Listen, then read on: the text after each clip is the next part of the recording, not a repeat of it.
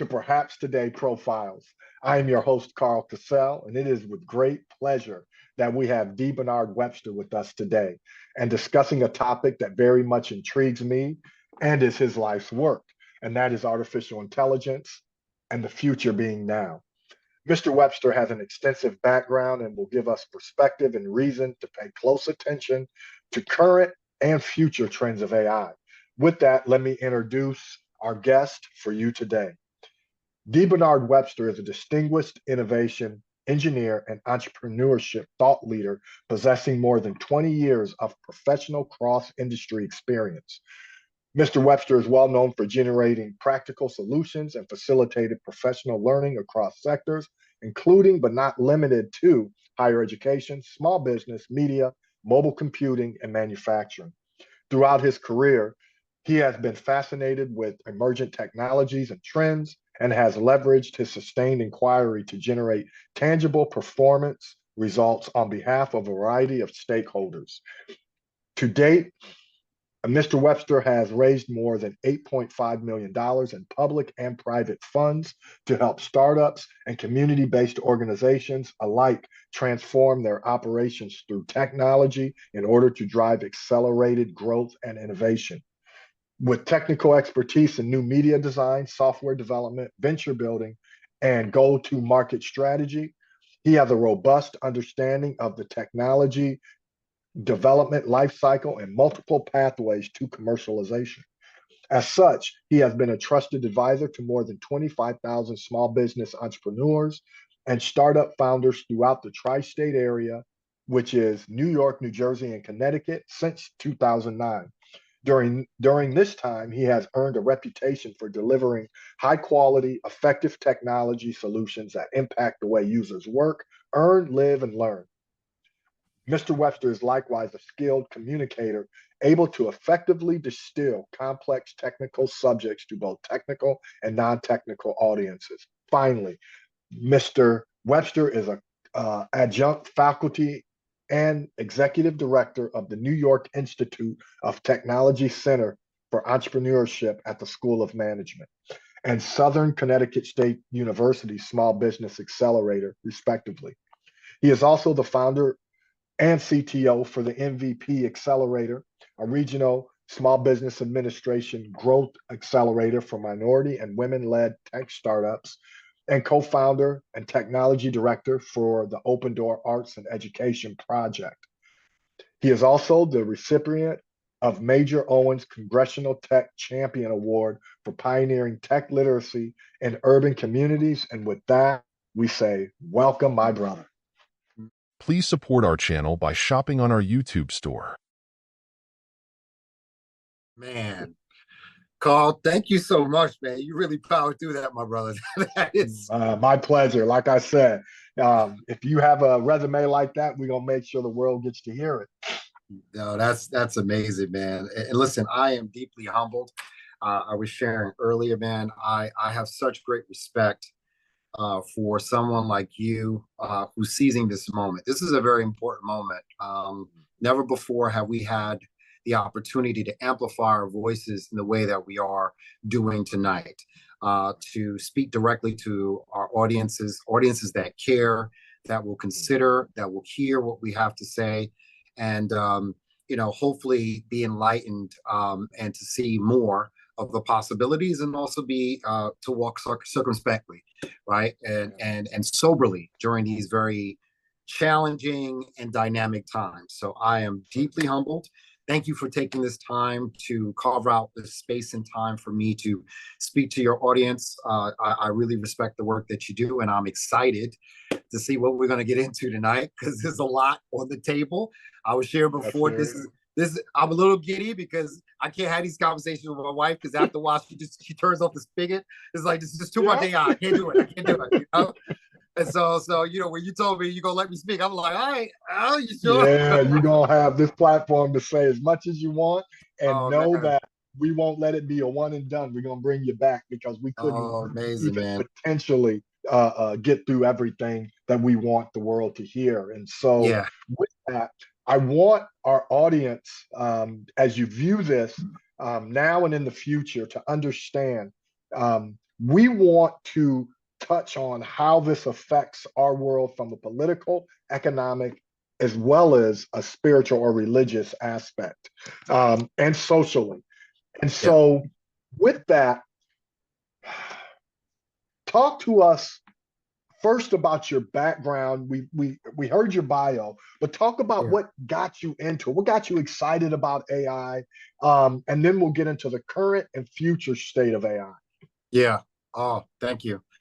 I think it's simply put, I'm an artist, and that's my natural gift. And because I'm speaking to a spiritual audience, I came to terms with how I was uniquely made and fashioned by God. And there's a passage in the Bible where Moses, I believe it's Moses. I'm gonna tell him myself to make sure because I don't want to paraphrase, but I know the guy's name. Okay, the gentleman who was charged with as the chief artisan of the temple. His name was Bezalel, right? And the scripture talks about him being endued with, supernatural gifts as it relates to craftsmanship and skill. He was given skill above measure, and that's my reality. I'm a polymath. I've come to terms with it. I'm an artist, and it's not a humble brag because I'm always careful to tell that to people because they get overwhelmed, right? Because when I tell them all the things that I do, like even when you're reading the bio, that is not that's really a force of how I see the world. I can't sit still, right? I I get it. I have to paint on multiple canvases. Yep. My master's thesis at NYU, I famously painted 11 6 foot by 4 foot, 6 foot by 8 foot canvases all at the same time in 4 weeks, and blew it out the door. You know what I mean? Because you did. I'm wide as go big or go home. Now, with that said, my art or my skill, I had a choice to pursue. I went to school with famous American painter. I'm so proud to say that, Amy Sherald. So Amy Sherald is the young artist, African-American artist that painted Michelle Obama's portrait that is now in the Smithsonian. I went to school with Amy at Clark Atlanta University. Check you out. And Spelman College, actually, because I was there. When you're on the quad, you get to take classes at Mo Brown and Spelman, what have you. So as an art major, I was at Spelman. So I was having a great old time at Spelman, doing my art. And Amy Sherrill was there, and we were coming up together. And our paths diverged. She really leaned into her art professionally. I'm wired a little bit differently. So, my work wasn't catching and I didn't have the confidence that it would catch. So I wanted to find other things to do with my work. And I always felt like as an artist, my skills were transferable, right? The ability to kind of move into different. So I never felt that there wasn't an industry I couldn't go into. So from my art, I went into graphic design. From graphic design, I went into web development. From web development, I went into mobile development. And so, there hasn't been, every new sector is a new challenge. So AI is one of those new frontiers that I have to go into, right? Yep. And it just requires me to be able to take the time to learn it, understand it, and master it. And I'm excited because my passion is to help others master it as well. Okay. So then with that, let that lead us into some of our questions, and let the first one just be a kind of a softball. Talk to us, and for those who aren't necessarily familiar with AI to its deepest technical levels, what is AI and what are we seeing in AI today? Right. So artificial intelligence, it has been around for many, many years. It started as, research around how do we approximate or give computers intelligence so that we can extend our capability. The ingenuity of man is such that we're not satisfied with what we can do. I always call our bodies as the most powerful type of engineering that the world has ever seen, right? Our human body. If you just think about its ability to regenerate and multiply and protect itself and heal itself, and the systems and the mapping of our brain and the amount of connections that are in neurons and our circulatory system, it's almost the size of a small universe, right? Yes, it is. And so it really speaks to the wonder of God and what He's created, right? If you're a believer, which I happen to be, Yep. mainly because it's hard to look at His creation and say He doesn't exist. So the way everything's Or that working, this was an accident. Yeah. yeah. I watched the eclipse today, and I said, man, how'd you make this thing work out so that this thing could keep moving and not banging into each other and keep this perfect harmony that we have? It's design, and as a designer, I can recognize it, and I you know, I respect it. I love it, right? And it works to my benefit. So it's there. That's true. So AI is a field of study that houses several subsectors like machine learning. Machine learning, where you know, it's almost like the approximation of how humans learn. So it's called reinforcement learning. There's a section where you would just have the computer kind of run through several scenarios and keep making mistakes. Like that's the way that humans learn. We learn from our mistakes over and over and over again, and we get better. So machine learning has a way of doing that. You can actually program, you know, early on, you could program the sequences of how we do things, how we calculate, how we computate.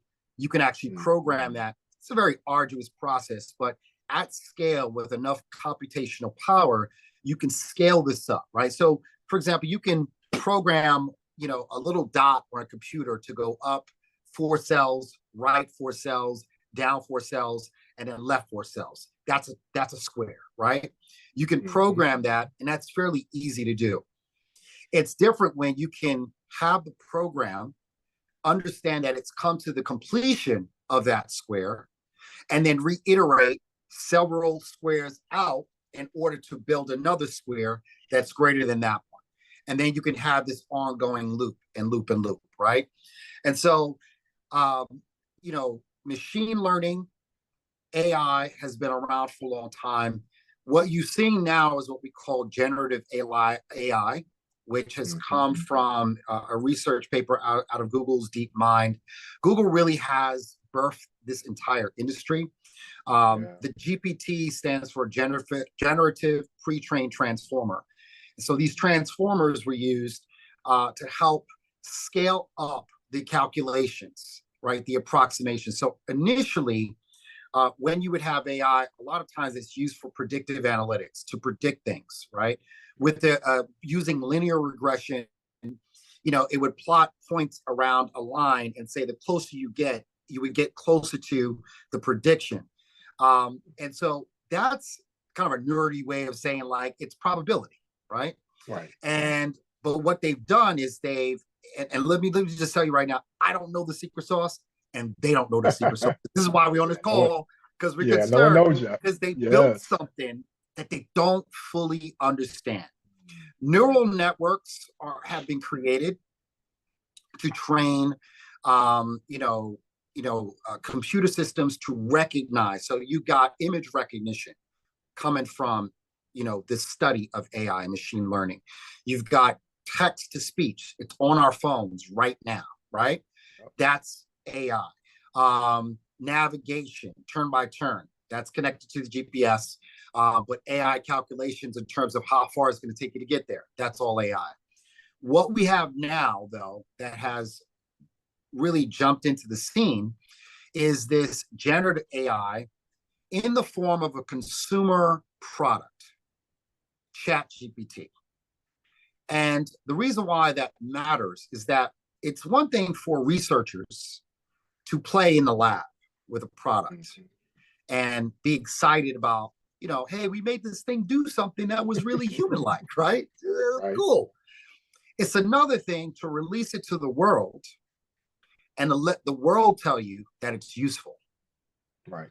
So ChatGPT was one of the fastest platforms to hit 100 million users in history, right? That's the quickly. world telling you, man, this is useful. Yeah. I could use this. This is the moment we saw it. I was like, oh, I could use this, right? And that's what we have right now. Now, is that a bad thing? No, not by looking at it.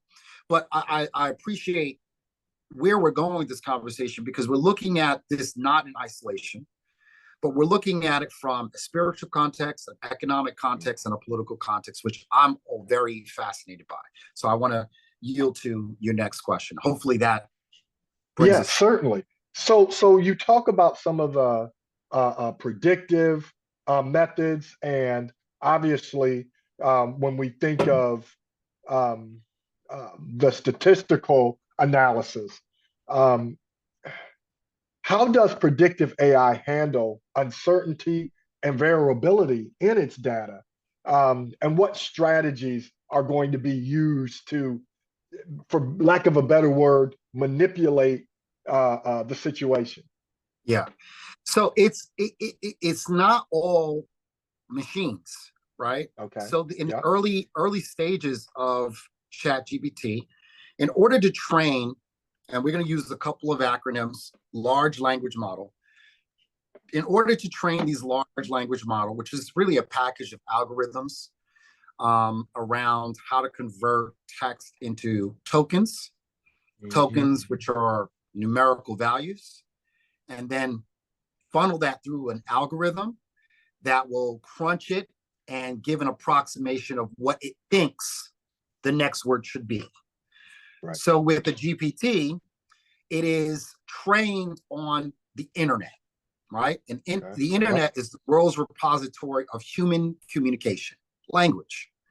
And so it's gobbled all that up in ways that we could never do, right? Yep. And it's converted all those words into tokens or numerical values. And those of you who know how computers actually talk, it's simply zeros and ones, right? That's it. Binary code. That's binary. It looks like it's talking, it's not. It's zeros and ones, right?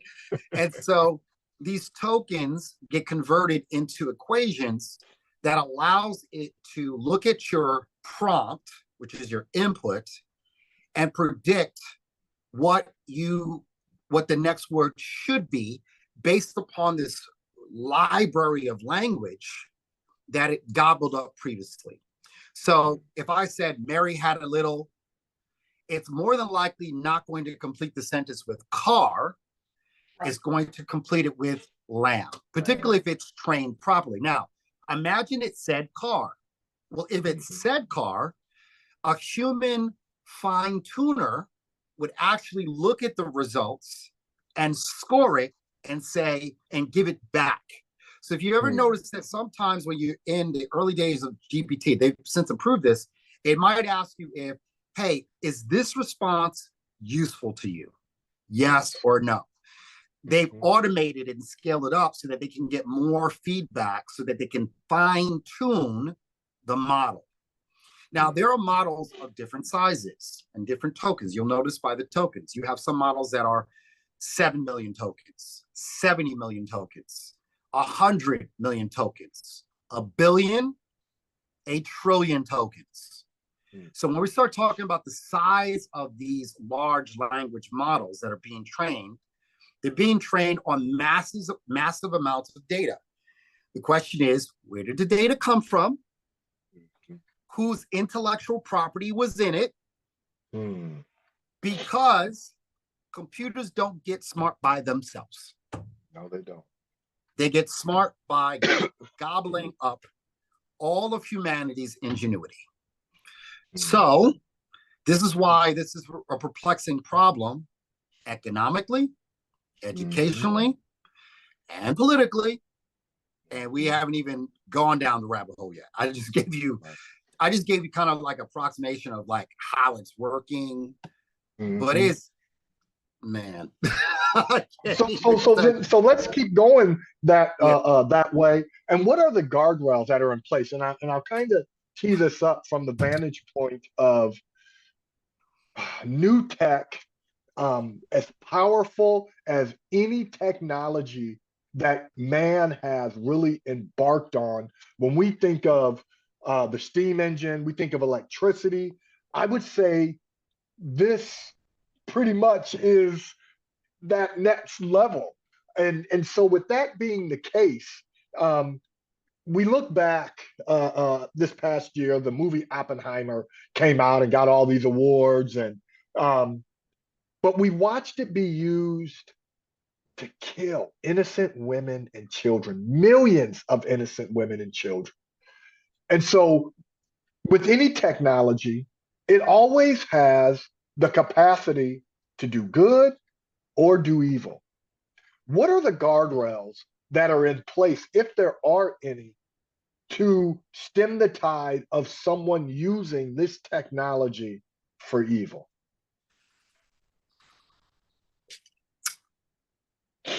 And then we will talk about what's already in place and how it's being used. But I want first you just, if you could, to talk about what guardrails might be in place and if they're going to be used accordingly. Let's just say not many. Is that an answer? That's a good answer. I don't assume as much, but I want somebody else to say it because I'm not the expert. There are not many guardrails. And here's the reason why. This technology has accelerated into our culture in ways that could not be predicted. Certainly. It is actually faster than our, so we have different classes. We have our political class, we have an economic class, we have our academic or institutional higher education class. And all of these work together. We have our worker class. All of these are working together to build what we call a civilization, right? And we hire our elected officials to help see what our current problems are and also what's down the road. The reason why we have divisions is because everyone has a different vision of the future. Mm-hmm. What's unique about this is that I think everybody sees the potential of what is getting ready to happen, right? Right, yeah. But it's happening so fast, and there's so many compromises that are currently being made that it's endangering all of us. Mm-hmm. There's a concept that if you really study this space, and I want to tell you why this matters. So I was going to get my PhD at the age of 24, and then I dropped out because after 4 years of college and 2 years of grad school, I really was just staying in school to avoid paying rent. And then my mom was like, you gotta get out. You gotta get out. And if you go pay for this pizza, you go do it yourself. You gotta get out. Yeah. Right? Okay. Now I've always said I'm going to go back and I'm going to pursue my PhD. And it was way too young. 24, I barely lived. Quarter of my life on this earth. I didn't know what I really want to pursue. But I am leaning towards this particular field because of the concerns that I have, this unique position that I have, in that I actually am situated across the continuum of education. So one of my companies is a contracted vendor with New York City public schools, elementary, middle, high school. I came from high school today, right? So that's the Open Door Arts and Education Project. So I see what's being provided as education for our students and where the gaps are. I'm also at the academic and institutional level. So I work across 2 college campuses, and I'm partnered with several others. And I know the conversations that our professors and academics are wrestling with, because they're seeing the industries that the students are being prepared for massively shift and be disrupted. And everyone is aware of it. And lastly, another third company that I have is actually positioned to work with small businesses. And where we're working with meeting consumer needs and consumption. So when I look at the disruption is happening in education, it's happening with jobs, and it's happening with business. Now, you asked me about guardrails. My brother, you and I are the guardrail, because once we fully understand what is happening, right, there's a movement to accelerate towards a vision of technological utopia. Yeah. It is not your vision. Singularity.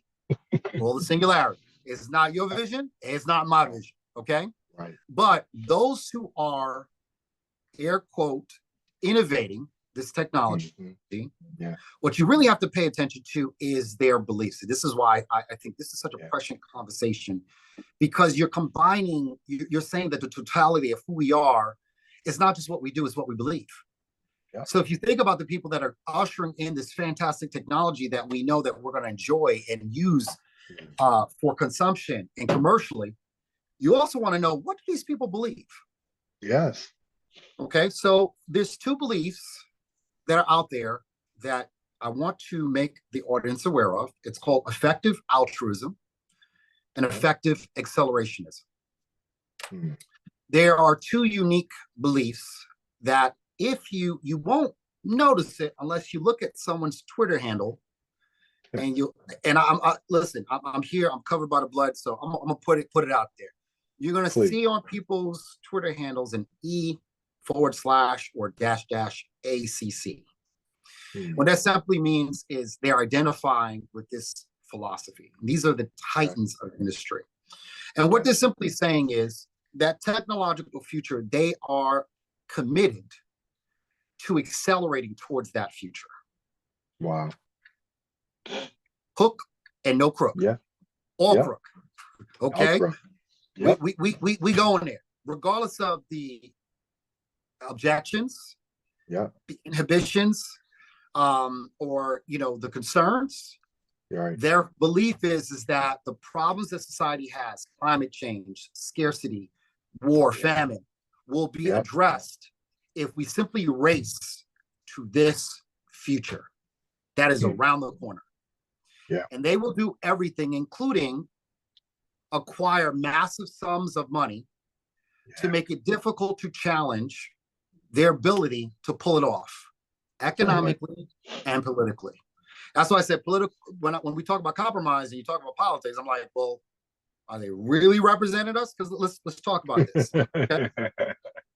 The other side of this is the effective altruist, who believes that the goal should be to, and by the way, the effective accelerationist is about, they believe in the free market. So the goal is to make as much money. The free market will shake itself out and will solve our problems. As long as we do not slow it down, get out of its way. So when you talked about the guardrails, by all means, let them fly by the wayside, right? Right. Yeah. And effective altruist is someone that believes, let's make as much money as possible and give it away to solve the world's problems. Right? That sounds good. It's like the Bill and Melinda Gates Foundation, right? Make massive, obscene amounts of money and give it away to solve problems, right? Or to have tremendous influence on how things are done with your money. But keep going. There you go. I mean, I'm not saying nothing that you're not picking up, right? Yeah. So either way, I am a child of God, but I also understand my natural experience and the natural experience of people of color. And we once had wealth, it was taken from us.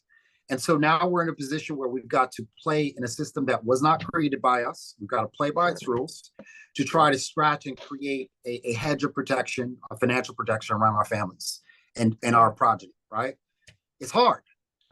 Yeah. And here you have these players that are rolling cash out and throwing it at these technologies, and they've effectively fenced off the system. You will not catch them. You will not catch them.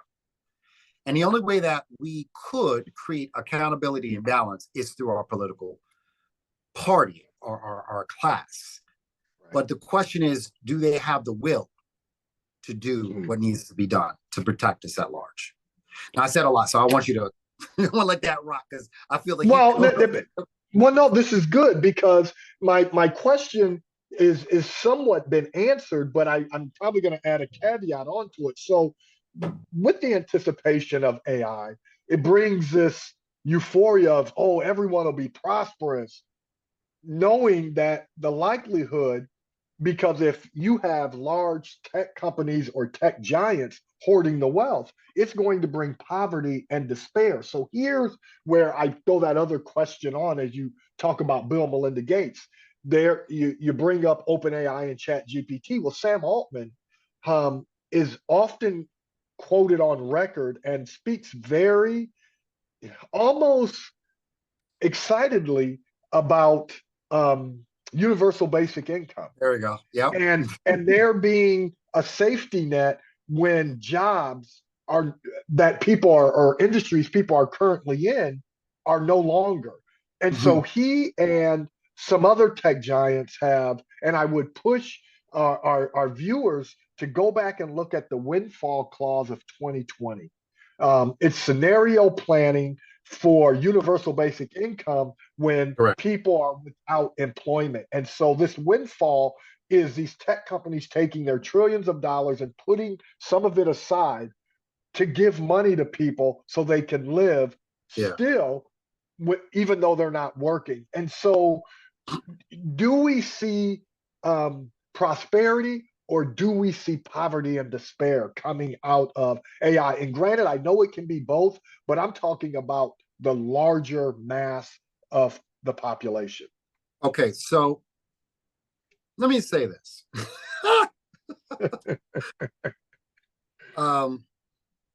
My wife and I are entrepreneurs, so we can move a little bit differently, right? In terms of our time. March of 2020, we were hearing the news in New York City about people getting sick by COVID-19. My wife and I never forgot this. We looked at each other and said, we had a conversation. Should we pull the kids out of school? Because we're hearing enough stories. At that point, it was the kids were spreading it, right? Yeah. And my father is elderly, he lives with us. And, you know, I love my kids, but I always call them like germ carriers. They're like little incubators of germs. You know Absolutely. I mean? They're going to be in their friends' faces and snot running out of nose. And they're going to come back to me. And I got my low, my low white T cell, white count, you're going to mess me up, right? So we had this conversation and we were like, let's see what happens. A week later, on the 17th, school's closed. Okay. And that led us down a different kind of journey because that was a third of our business gone, right? We thought for 2 weeks. We all know now what happened, right? Past the prologue. But we identified the fact is what you hear and what you believe. This is now a time where you have to know what you believe. Because even though they talk about this windfall and that is what they intend to do, right? One, I shouldn't be thankful that you've disrupted my means of making a living and you're now offering, right, to give me something on the back end, right? I don't believe you much more any more than I believe my local politician, right? To do what he says or she says they're going to do when they get into office. Okay. So they wrote it. It's on the web. Anybody can Google it and look it up, right? Sam Altman, and it's windfall clause. And you can look it up. He literally wrote it in anticipating what this technology was going to do to industries. And if you don't know, let me just quickly spell it out for you. Why would I need a copywriter when this technology can produce any form of language in any style, in any genre, in any tone? If you went to school for marketing and you wanted to be a marketing communications person as a strategist, I could simply ask ChatGPT to pretend you are a McKinsey marketing strategist and give me advice like you might a McKinsey analyst might do. I've already downsized my development team. I've saved myself tens of thousands of dollars a year, right? Not because I'm the best coder, but because I have AI that knows all code, right? And so because it knows all code and I don't have to go through language barriers or, we're on Central Time. So it's reasonable. It's an hour, right? Imagine you're working with developers on the other side of the world. I got to be up at 2 o'clock in the morning just to talk to them during the daytime. It doesn't line up, right? Nope. And so slowly but surely, 90% of the world's Fortune 500, when OpenAI did their main event right before Sam Altman got fired, he made a statement that 90% of the world's Fortune 500 companies, these are all the S&P 500 companies that we do business with every single day. They're building on this technology. Right. Now, first and foremost, they're building on the technology to cut their costs. That's business 101, right? Cut your costs, increase your margins, buy low, sell high. Well, the biggest cost to any organization is its people.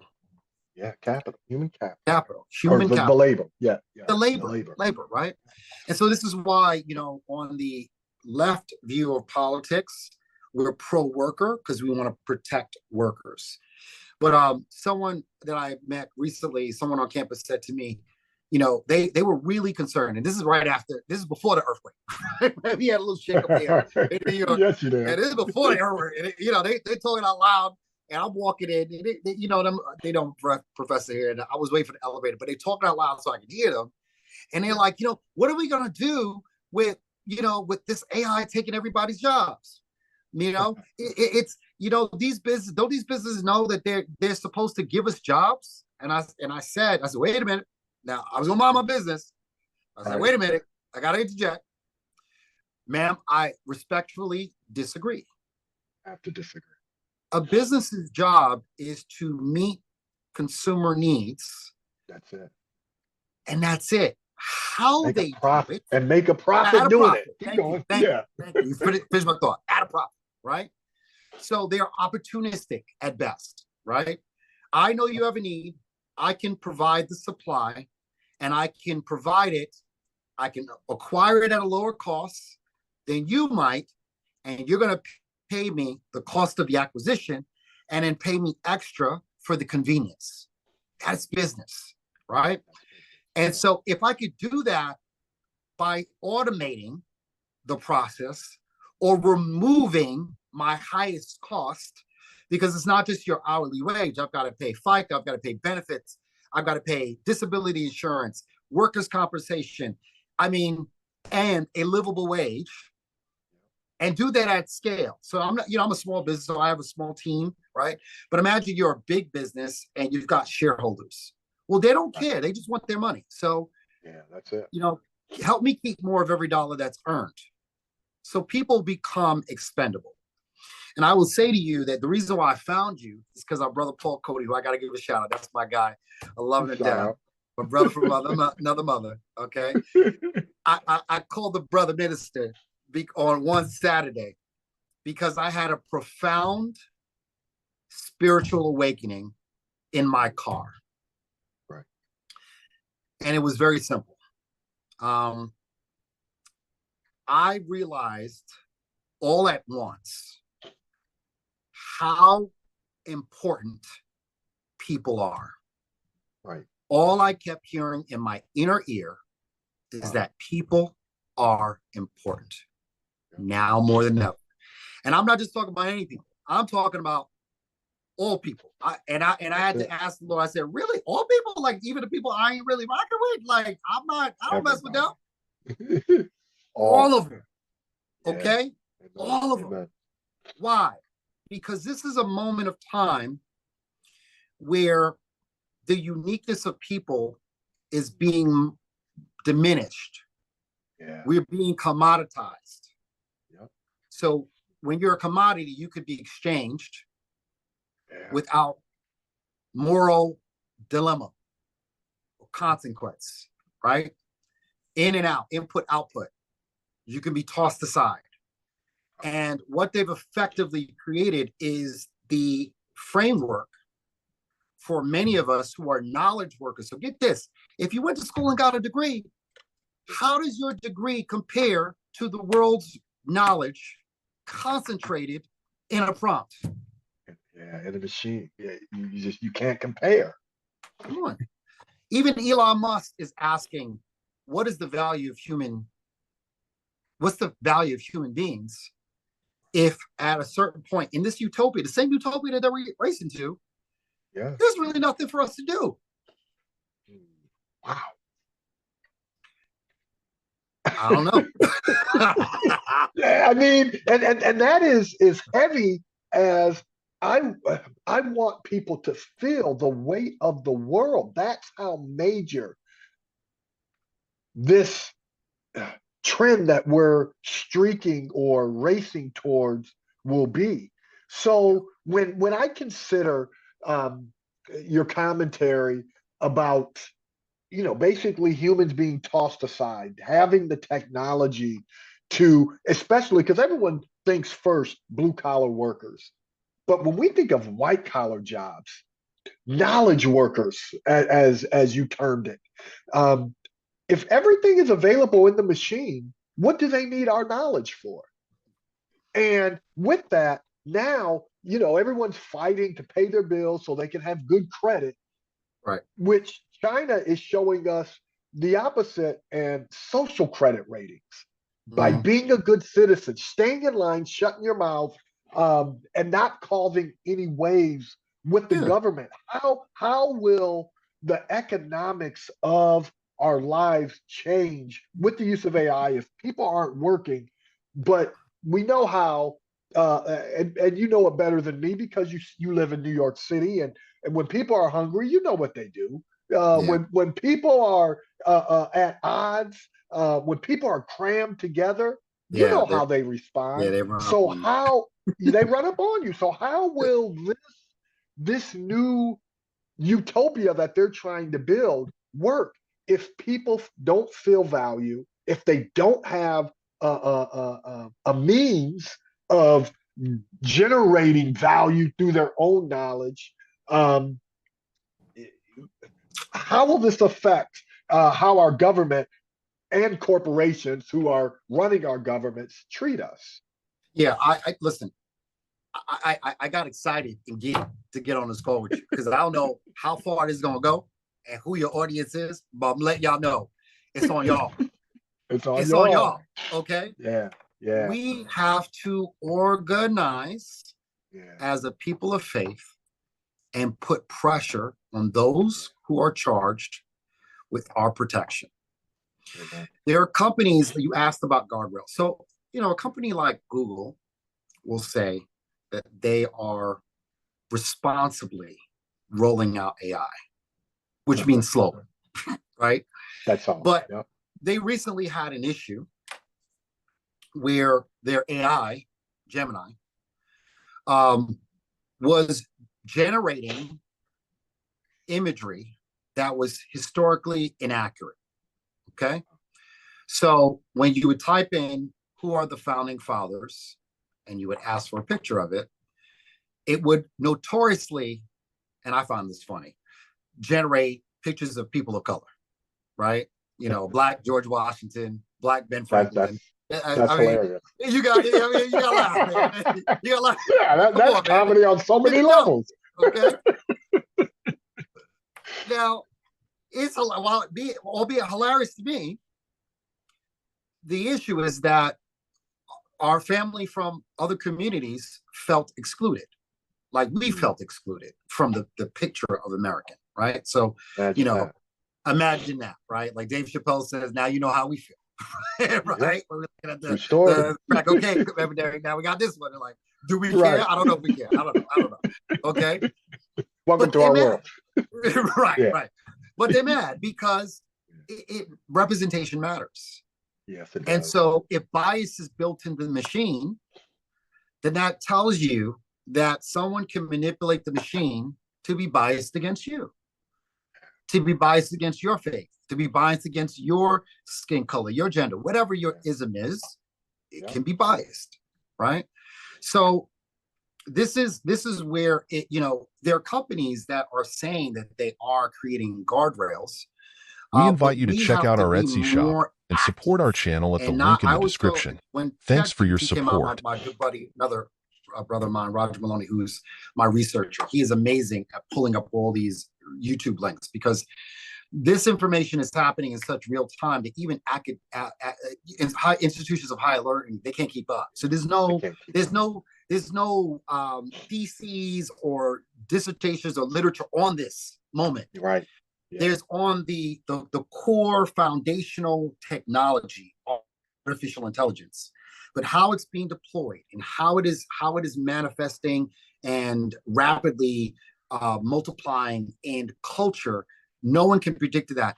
Even so, I was teaching a tech venture class. I had a graduate level class, and the day that Sam Altman got fired, I was getting ready to give my students an assignment that was actually going to look at a case study of companies that were 10, 20 years old.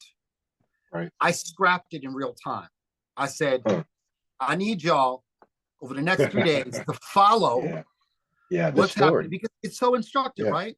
It tells you about board governance, about corporate structure, board governance.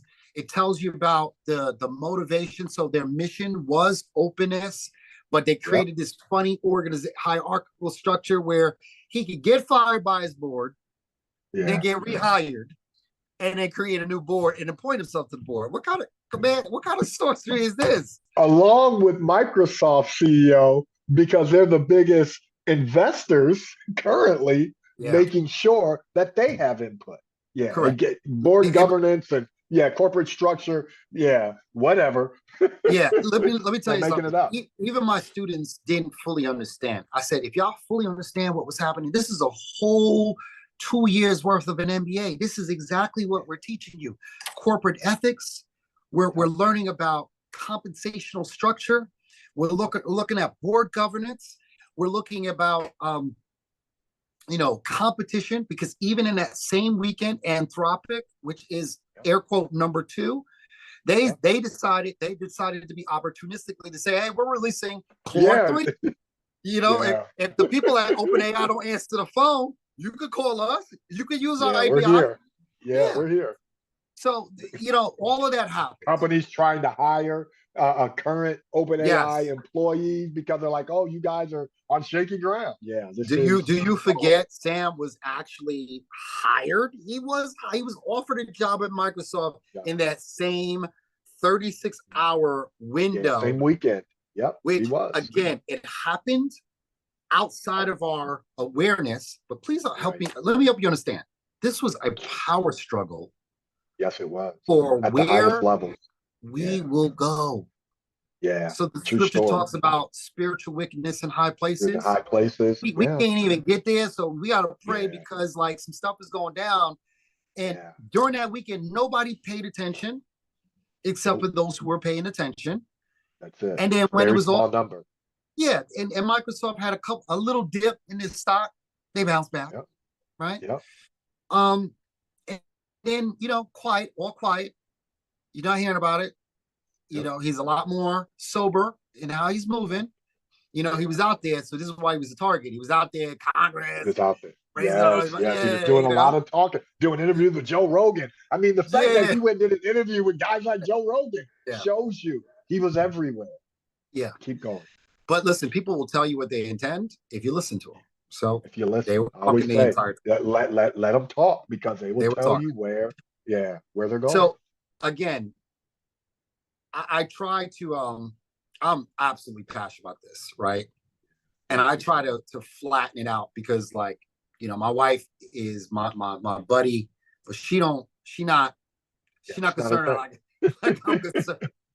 Which she's a microcosm of a lot of our country. People are like, this AI is coming. I had Alexa in my house, or I use my phone. I talk to text, but they don't understand how significant this technology and where we're headed is. But she's one of the folks, the believers that I'm going to start with faith. So, what more, if I'm really about that life, then what more do I need to think about? Now, I'm of the other side where I'm a work.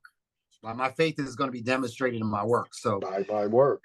Amen. You have the two, right, working together, because you need the folks who are going to be confident that we're going to win, right? And then you have the folks who are going to pick it up. That's why I said, Bezalel, he worked, right? He was given the skills to do the work.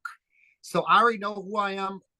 I got to rock with it, and this is why these opportunities are coming up. And again, I'm humbled by it, because some of us we have to do the work. Some of us need to pray. Some of us need to pray for those that are doing the work. Some of us need to pray for clarity and understand how we can serve and be a true body, right, during this time. Because I mean, he's coming, but you know, it doesn't mean that we can't continue to minister to the body and support each other during this time.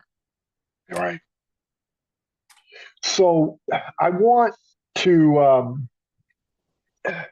touch two topics before we get off: the political struggle, and I want to go back to what you said and deal with some of the spiritual or religious, because these folks are believers in their tech and where they want it to take society. So from the spiritual perspective, man, I think of folks like Jaron Lanier, or I forget it. I can't remember exactly how to say his first name, but Jaron Lanier or Lanier talks about the folks that are pushing AI, their quest for even developing their ethos along the lines of merging man with the machine. It's almost like it's their God, basically. And if that is the case, if I was to say that Jesus is the only way, the truth, and the life, if that goes against their belief that the singularity will make us like gods, what will that do to those who are contrary to the belief that we can make ourselves as gods?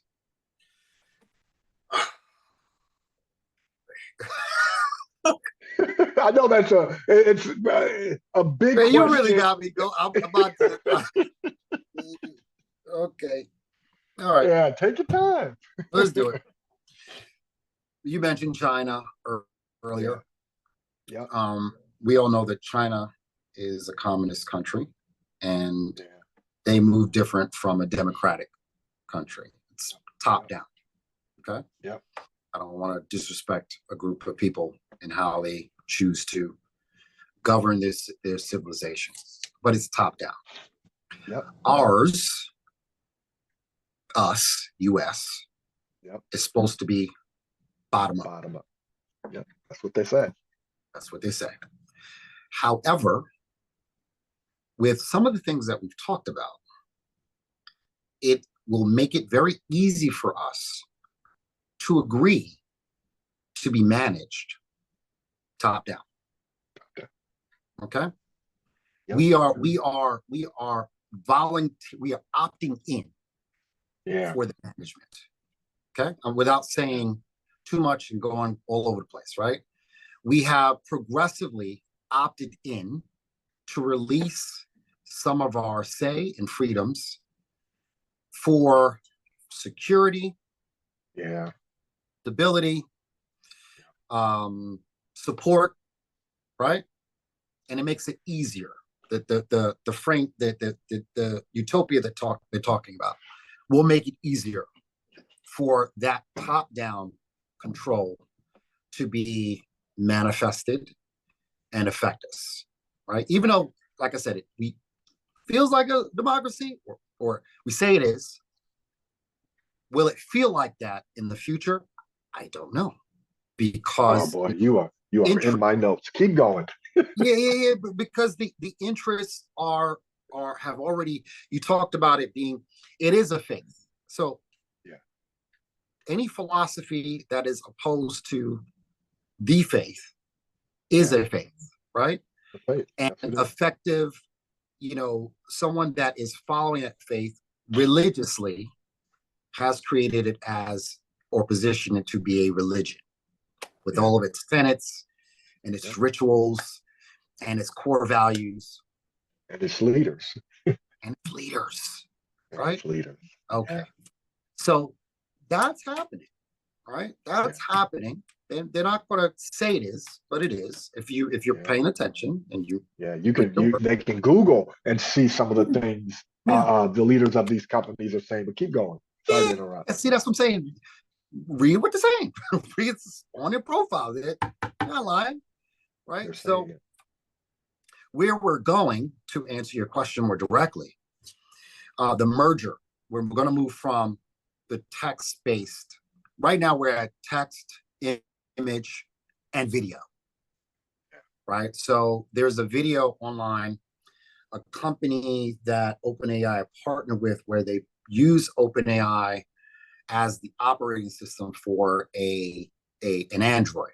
And the Android is there in front of a stack of plates and an apple. And the human asked the Android, do you see anything on the table that I can eat? And the Android scans the table, because now it can see, because that's multimodalities, right? So you've got text, audio, visual. It can take all of these inputs that are digital and then come up with an approximation or intelligence around what it's actually seeing. I'm actually wearing AI glasses. So if I took a picture of you in real time, right, it will, and I ask it, hey, Meta, what is in the photo I just took? It's going to tell me a handsome young brother with the print sign in the back. You know what I mean? I'd like to believe that. Right. It's going to tell me, because it's reading it, right? It's running the image through the neural networks, and it's coming up with a very, very accurate prediction of what is more probable it is, right? So that's how they did it early on with the cats. They took tens of thousands of cats, they threw it all in the blender, and it eventually, if you showed a picture of a cat, it could say, that's a cat, because the cluster of pixels around where the nose would be, the ear would be, is different from a dog. And I've seen where they showed that image from when it was just a bunch of pixels, didn't look like anything, to when it was the AI generated cat. Yeah, there's an explanation. It's not magic, it's not sorcery, it's an explanation for it. So why are we concerned? Well, we're not concerned about the tool. We're concerned about the people creating the tool. Okay? Yeah, absolutely. So when we talk about going back to this robot, the robot goes, it picks up the apple and it gives it to the human. And so the human says, why did you give me the apple? He said, well, I looked on the table and I saw that the apple was the only thing edible. Not the plates, not the rat. It knew it was an apple, and apples are edible. So I gave you the apple because that's what you requested. Okay? All right. Now, that's the large language model working inside an Android, which makes it really a large action model, where our devices will start to operate for us. So we used to have this back in the day, clap on, the clapper, right? And you know, that's low AI. Yeah, my daughter and I, that's one of our jokes. I tease her about turning the TV, having the remote. I say, look at this first commercial. There you go. Yeah, that's low tech. That's low tech, right? But it's the same thing, right? Yeah, absolutely. Hey, I want something to be done. I want the device to have the same intelligence that I would have. So I either train it, right, through reinforcement learning, or it's imbued with a model that understands my language. And then when I speak about certain topics or subjects or nouns, it can look at that cluster and come up with a high predictive probability that it will get the answer right. It will give me an answer. So when you hear about hallucination AI, it's giving confident answers. And those confident answers are simply, it just missed the mark, right? It's just the probability. It's just off, right? Because that's all it's doing, is just predicting what it should be. Sometimes the prediction is off, right? But these action models are going to control our trucks, our cars, our TVs, it will do all that stuff for us. So again, their argument of how will this make us better? Will it help us cure disease? It can. 100% can. Will that be the priority? I don't know. They say climate change. There's a gentleman by the name of Ahmad. If you guys get a chance to ever check him out, he is the former CEO of Stability AI. Let me look his name up. Ahmad Mastek. Hold on, let me make sure, because one one thing that I'm doing now is I'm making sure that I call out human beings who influence me. Or Ahmad Mestak, right? Human beings that influence me, that I've saw their work or they've shared an idea that I'm now incorporating into what I present to you, right? Okay. Academics call that citing your sources, or Dr. Umar would say, cite your sources, son. You know, cite your sources, all right? That's what I'm doing, okay? Yeah. I'm citing my source of Ahmad Mestak, who is the former founder of Stability AI. He's someone that I look at. If you ever get a chance to Google him and Google, Abundance 360 Ahmad Mestak, listen to what he has to say about the potential of AI and where he's going with it, right? Because he does believe in the power. His son has autism. I have a mother who has dementia. We have, people in our families that are afflicted by all kinds of isms. And this thing has the potential to unlock, right? They actually mapped the human genome, Google DeepMind, right? They did this. They mapped the protein. You know how hard it is to do that, right? It would have taken years, okay? They did it in tens of years. They did it in less than a year, right? I think they did it in a couple of months. And so where we are going is that we're going to have our own individual AI to help us diagnose, for preventative care. It will help us, give us intelligence. Again, as I talk to you now and I've got AI over my ear, I can ask it questions about the world and it will go right into my ear. I use it for writing. It's made by Meta. So Meta is not going to, Meta has a bad reputation. So Meta is not going to unleash it fully. There's still people getting their Facebook accounts hacked. So Meta is like, so you talk about guardrails, they have to kind of like self-correct. Yeah. And big companies have to do that because the liability is so profound. But this thing right here is like, we're all going to have these assistants that are going to help us. Yeah, they're coming. The challenge I have with it, being an entrepreneur, being a business person, is that Google initially wrote, there is no moat when it comes to AI. Now, a moat in venture building is when a startup races into the market to achieve first mover advantage, right? So when you're first, people remember you, right? Yeah.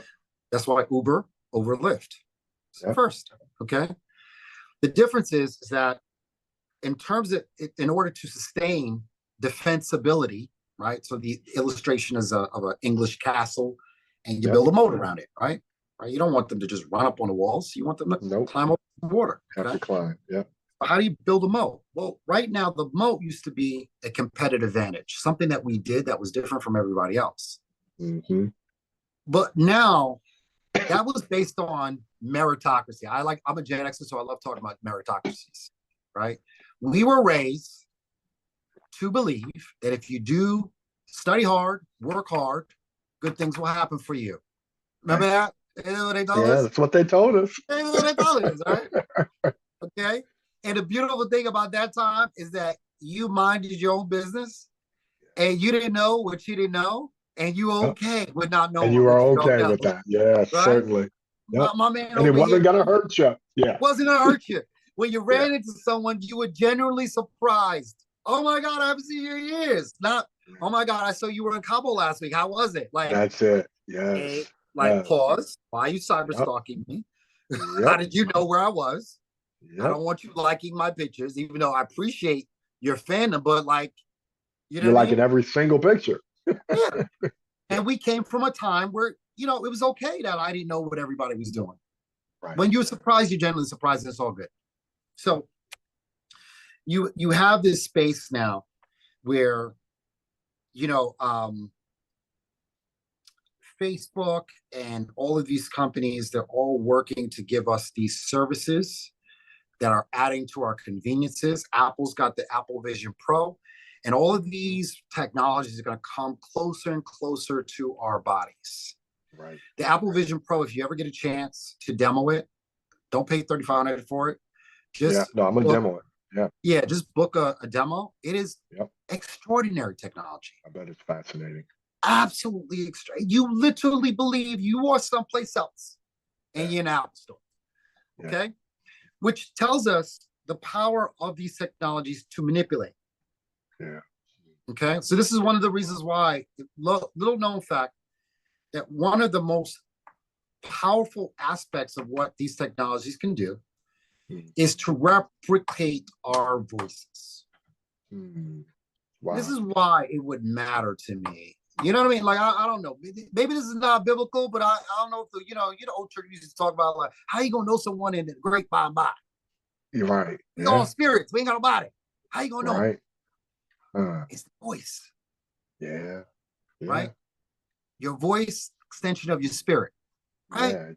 Yeah, so imagine now that your voice can be replicated and distributed to your loved ones. Yeah, without your intention. Right. Robocall. We're thinking about it simply as simple, we're in an election cycle. So robocalls with an AI voice, misrepresenting what that person. But imagine, I get a call from my mother, right? They couldn't do that because she ain't gonna call me. You know what I mean? God bless her. I love her. She ain't called me, right? She ain't calling, No. She's got dementia, right? So, but her voice is distinct, right? And that could be acquired if you're not careful. Right? It can be acquired. This is the danger of the digital age. We're gonna put this out by faith to help our people, but at the same time, we're exposing ourselves. Yeah. This our likeness, our voice. Yeah, this is the profound time that we live in. So it really requires the people of faith to be sober and vigilant in this time. Like, let's not play, family. And I can't get politicians to really care about it because they're compromised. Right. Yeah. The big companies. This is why he went to Congress. Right. To make friends. I was just going to say, to put people in his pocket. Gather worldly, didn't our Savior say that? Gather worldly wealth to make friends. Right?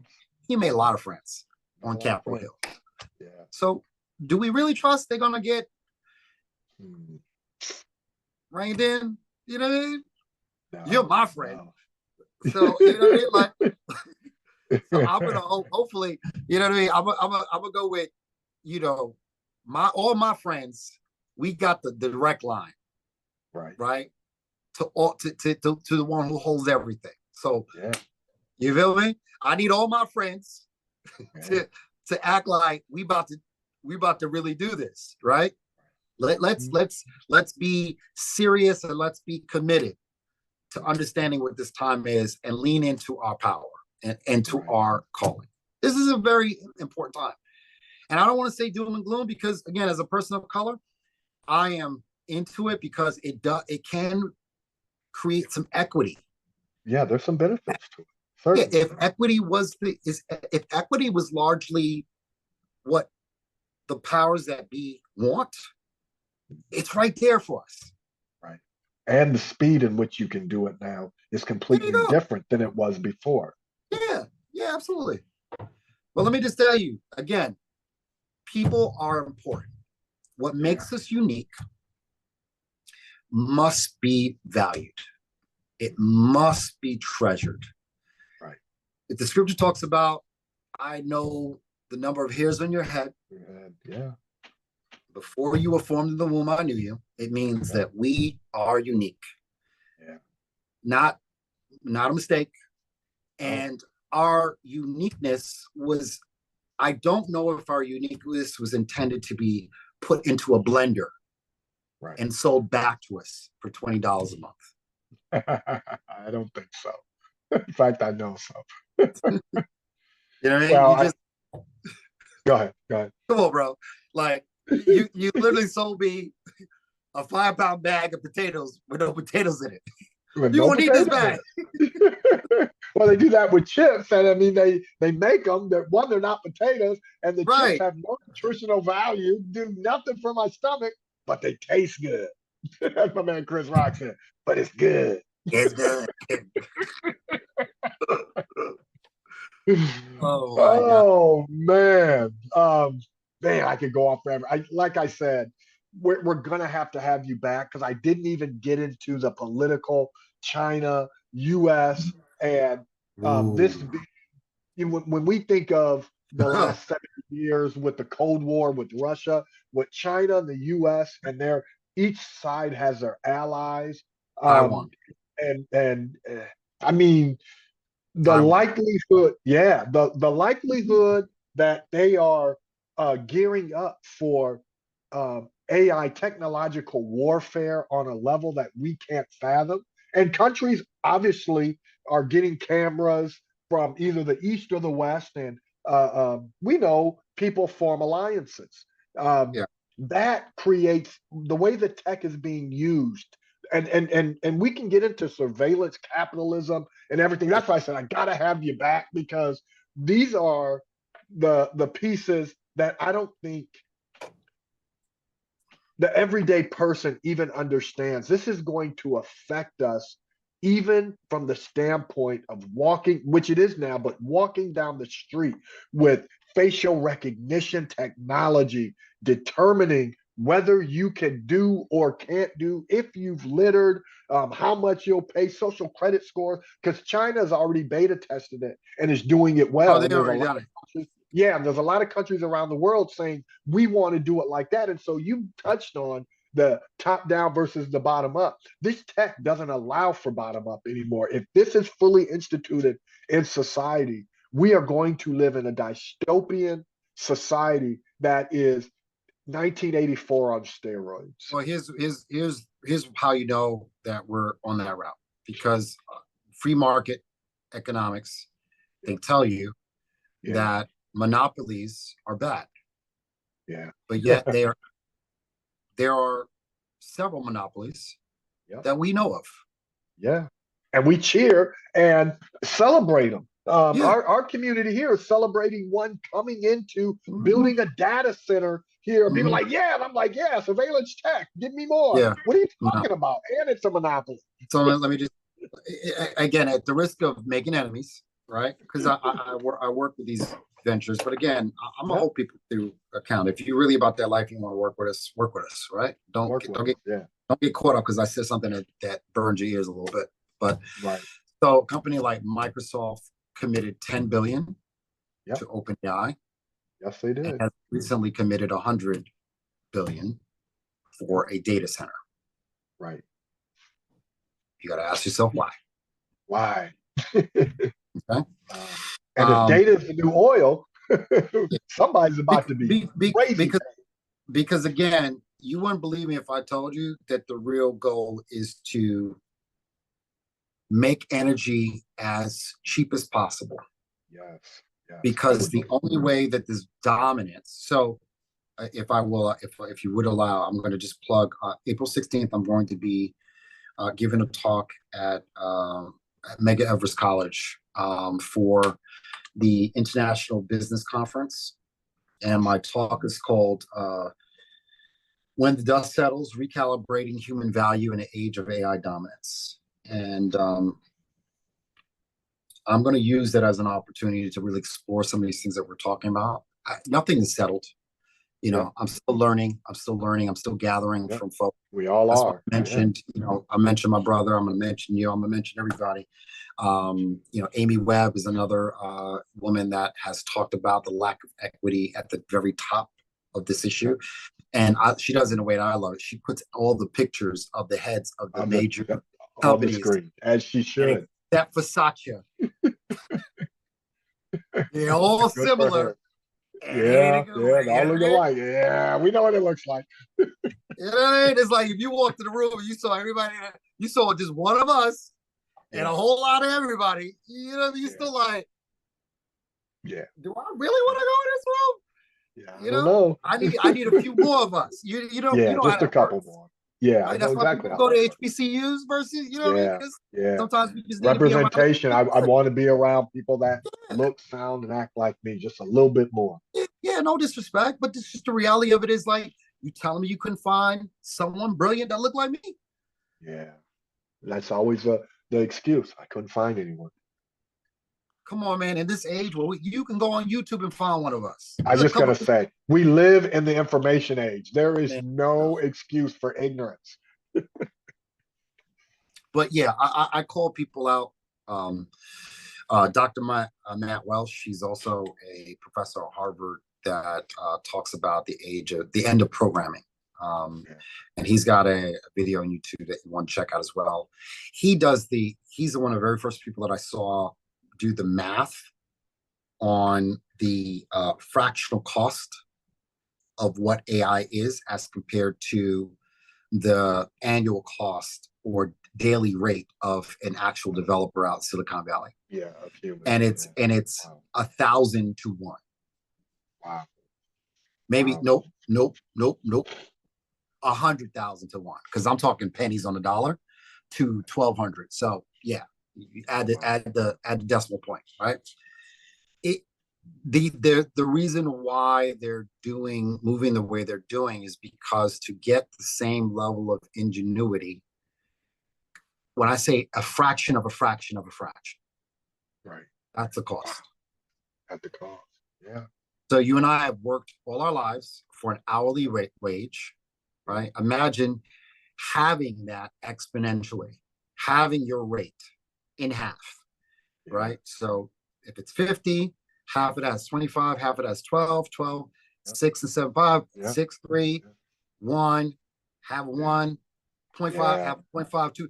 Keep going all the way down. Yeah, all the way down. Down to 12 cents or 5 cents. Right. So if you think about it, we've all worked hard. My family worked hard. And I'm more concerned. I have children. So I have to be concerned about the world that they're going to enter into and how are they going to establish and find their value. The reason why I could talk so confidently about it is I spent years finding out what I was really good at, right? Not just the natural gifts, right? Because when you come into the belief, you know that you're more than just the things you can do, right? It's what do you contribute, right? So some people have the gift of teaching. So I heard that call. I got dropped in my room at the age of 24, listening to Fred Hammond. Yes, he will. And I was like, no, I won't. He was like, yes, he will. Yes, like, no, I won't. Yes, he will. Yes, he will. And his spirit just whispered, teacher. Yeah. That's it. Amen. And I dropped. Yeah. And I knew it wasn't me because I would never, ever. I was like, that's a horrible job. I knew it because I was doing it. I was like, oh, you weren't even here. You're not going to keep me here. I'm in browsing with these kids. I'm like, no. He said, teacher. Yeah.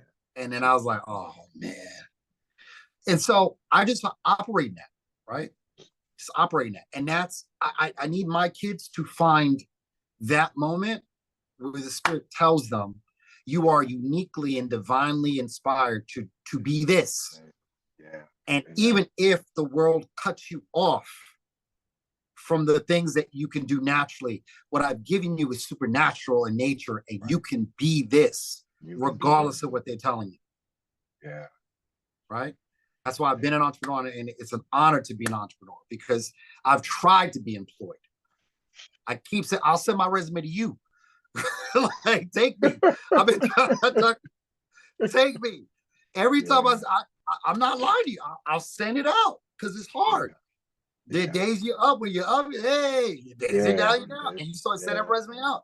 And I'm not getting no calls back. And it means like, no, you stay where you are and learn to wait and learn to perfect your faith because, there's things that I haven't worked out of you yet. Yeah. Well, and it's interesting as you say that because one, I have a very entrepreneurial spirit. I've been able to run nonprofits, work high level of business. But I know even as we look at what's happening going forward, people are going to have to be able to think on their own because if not, the machine is going to tell you whatever company or government is going to dole you out your little dough for doing nothing.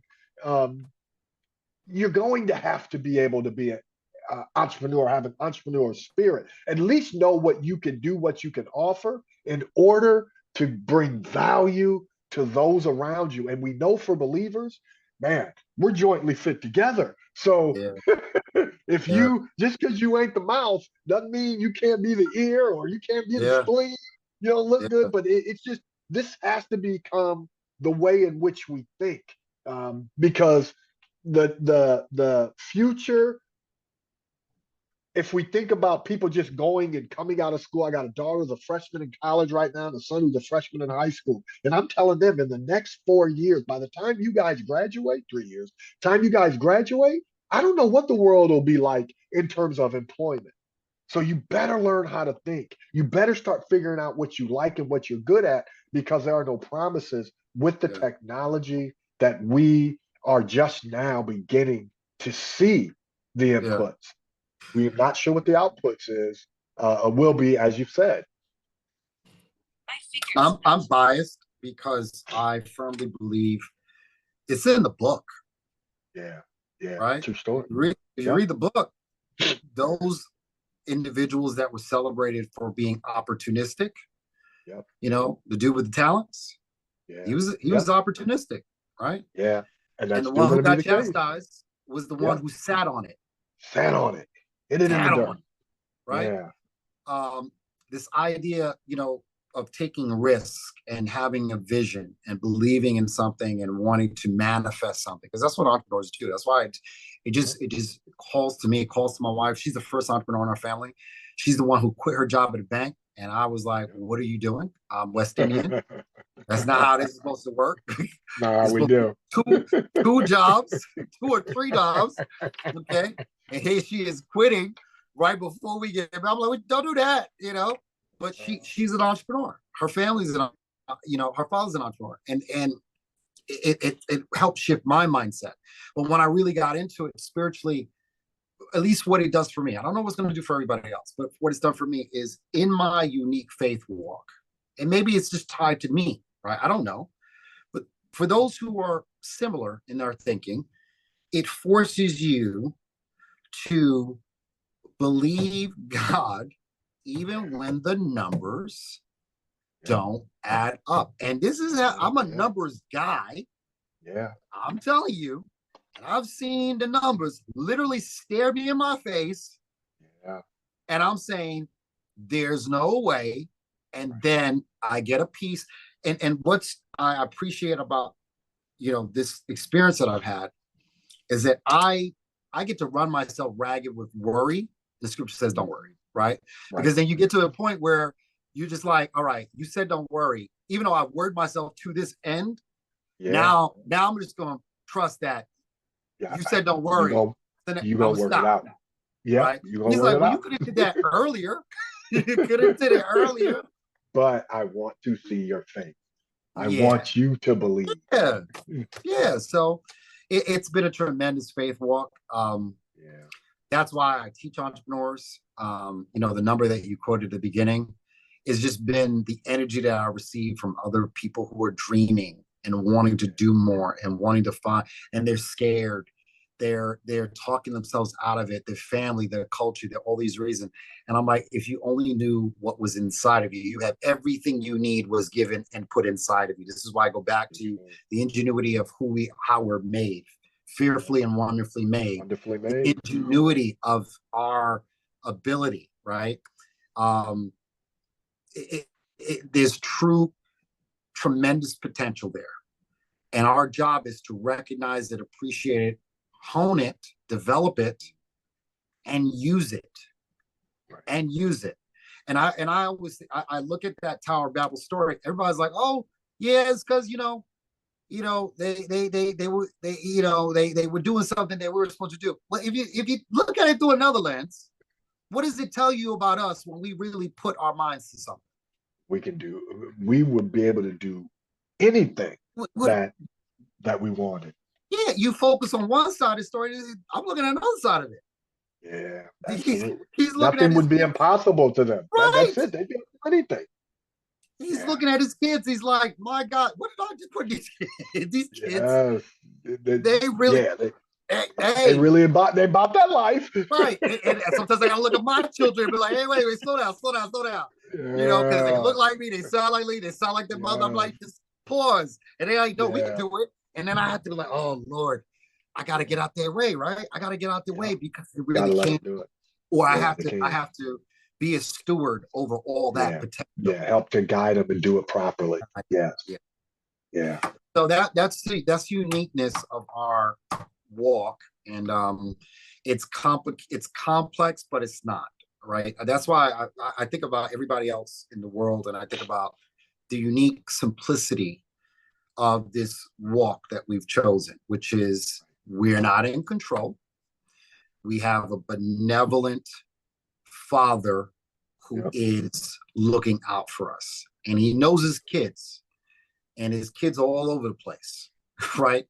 And we're a hot mess, but I think he loves that, right? He's all about it, right? Because if he wasn't about it, we wouldn't be here, right? Yeah. Like he wouldn't let us just do the goofy stuff that we do, like it would just. I think that variety. I think we can make him smile, with all that we do. But I think what is going to make him smile most when a baby starts to walk, we smile because that child is imitating and starting to explore their potential. Right. So we can't look at a baby and say, "Oh my God, they're walking," and then we start to think of, "Oh my God, all the things they can do." John looks at us like, they walking, they still crawling. He's like, they'll get older one day. Eventually they're gonna get their little sea legs. Yeah. Let me wrap this up. We gotta have you back. Ladies and gentlemen, D. Bernard Webster. We are grateful. Perhaps today is grateful that you came on. We are going to beg you and hound you to come on again. So I'm just telling you that off the TO. All good, my brother. We didn't get to even half of what I wanted you to get into, but you touched on so much, and hopefully people are able to get just a glimpse of the future, because you mentioned it at the beginning. No one knows yet. We've never been here before. No. But it's here now, and it's coming at us at breakneck speed. And so we appreciate that you're on the front lines, not only studying this, but also preparing entrepreneurs and folks that are wanting to live out their purpose, teaching our young people. This isn't an easy task, because our young people have so many things coming at them, distractions, but more importantly, lack of interest in things that are of benefit. And so having men like you in their lives, and others that are teaching and guiding and using biblical principles to do so, I just want to say thank you. Keep doing what you do. I hope we'll work closer together, and obviously have these conversations more than not, on and offline.